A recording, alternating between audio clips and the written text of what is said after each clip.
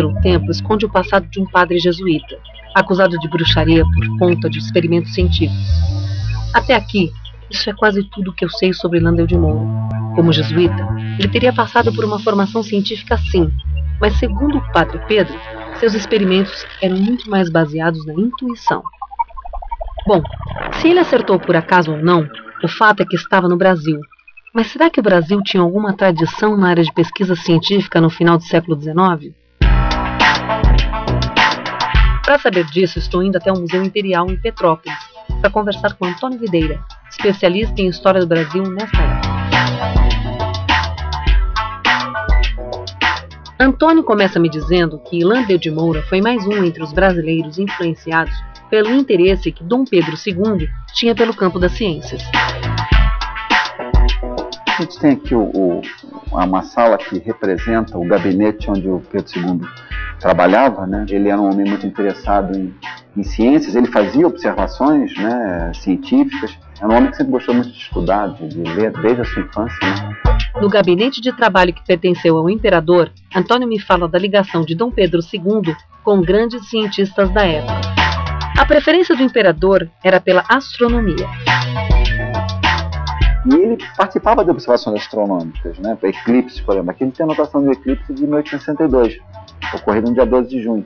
Ele me conta que o imperador esteve na Exposição Universal de 1876, na Filadélfia, Estados Unidos. Nessa ocasião, Alexander Graham Bell demonstrava sua nova invenção, o telefone. Provavelmente Pedro II foi o primeiro brasileiro a usar um telefone. Na ocasião, ele citou um clássico de William Shakespeare em Hamlet, Ser ou Não Ser, e depois exclamou, essa coisa fala.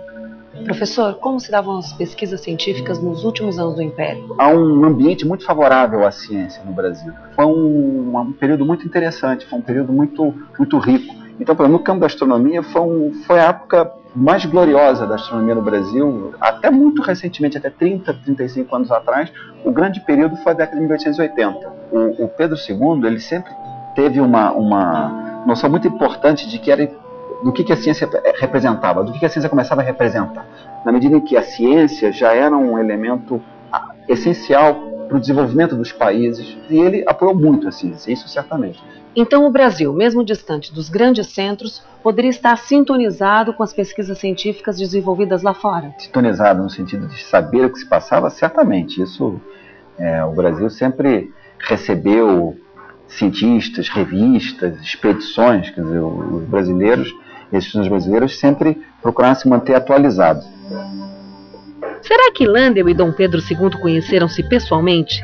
Será que Landel teve a oportunidade de mostrar seus estudos ao imperador? Então se sabe sim, ele quando volta da Itália, em 1886, que é nos últimos anos do Império, ele passa um tempo no Rio de Janeiro antes de, digamos, ingressar plenamente na sua carreira enquanto padre, né? E eles teriam se encontrado e Landel de Moura teria conversado com o imperador sobre justamente essas tentativas de transmissão da voz à distância ou através de fios. Já entendi que em fins do século XIX e início do século XX, a ciência estava num período de efervescência em várias partes do mundo. Também já entendi que nessa época vários cientistas estavam experimentando rádio. Agora quero entender quem fez o que primeiro.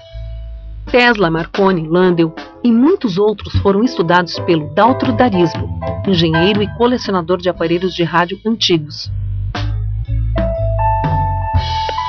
Oi, Daltro, detetives da história. Por isso estou de volta a Porto Alegre, para conhecer o Museu do Rádio, onde Daltro restaura relíquias que ajudam a contar a história da evolução do rádio no Brasil e no mundo. Como é que você explica a iniciativa do homem para começar essas pesquisas sobre radiotransmissão? Veja que o século XIX praticamente foi consumido, metade dele, para a domesticação e transmissão da eletricidade.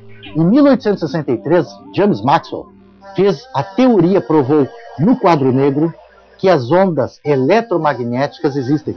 24 anos depois, um alemão chamado Hertz, em laboratório, pegou as teorias do Maxwell e provou em laboratório com equipamentos, fisicamente, materialmente. E no final do século, Marconi, Tesla e muitos outros no mundo pegaram esses estudos e queriam chegar às transmissões ao uso efetivo que realmente foi feito. Maxwell descobriu, deduziu as fórmulas e Hertz provou em laboratório. A partir disso, a briga estava começada. 720 por hora, Rádio Guaíba, Porto Alegre, Brasil. Ele me diz que 103 MHz, o número do dial que sintoniza a minha rádio preferida, é a medida da frequência da onda transportadora que leva o áudio até o meu aparelho de rádio. Esse rádio, esse equipamento de rádio, ele tira fora esta onda transportadora. Na sequência, ele mostra uma das relíquias do seu acervo. Este é um monovalve, um rádio, um principiante rádio, com uma válvula só. E esse aqui? Este aqui é um rádio feito por Marconi. Marconi foi uma das pessoas que começou com as pesquisas de rádio. E as empresas dele foram nos Estados Unidos e na Inglaterra.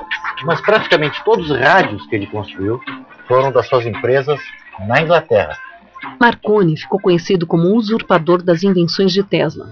Mas algumas fontes afirmam que eles foram amigos íntimos. E mais, Marconi foi aluno de Tesla. O fato é que, até hoje, se atribui aos dois cientistas a invenção do rádio. As informações sobre a data da primeira radiotransmissão também são muito confusas. Parece que Marconi fez a primeira radiotransmissão em 1899, na Inglaterra, mas plagiando estudos apresentados em 1897 por Tesla. De qualquer maneira, a patente do rádio foi para Marconi e permaneceu com ele até Tesla conseguir contestá-la nos tribunais. A Suprema Corte Americana finalmente dá ganho de causa a Nikola Tesla, dizendo ser ele o preceptor do rádio. Eu tenho aqui em minhas mãos uma foto de Roberto Landel de Moura. Esse nome te lembra alguma coisa? Landel de Moura foi um dos maiores, se não o maior cientista brasileiro. Ele criou fundamentalmente equipamentos de transmissão e recepção de sinais. Desde os anos 1894 se tem os primeiros registros. Um ano antes do Marconi. Um ano antes de Marconi. Porém, muitos anos depois de Tesla. Por que as principais fontes de referência não citam Landel de Moura? Ele apenas não nasceu acima da linha do Equador. Infelizmente, é esta a verdade. Era um homem certo num lugar errado. Mesmo no Brasil, as invenções de Landel de Moura são pouco conhecidas, e muita gente sequer sabe da sua conexão com os primórdios da radiotransmissão. Ivan, Daltro, Antônio confirmam sua vocação para ciências, suas pesquisas, mas não consigo entender por que o nome de Landel sumiu da história. Até agora, tenho indícios fortes de que ele estava no caminho certo para uma grande invenção, mas não tenho provas. A tese de que Landel de Moura é o pai do rádio me parece muito confusa. Já pesquisei em livros de história da comunicação, da radiotransmissão, encontrei Hertz, Marconi, Tesla, mas nenhuma linha sobre Landel de Moura.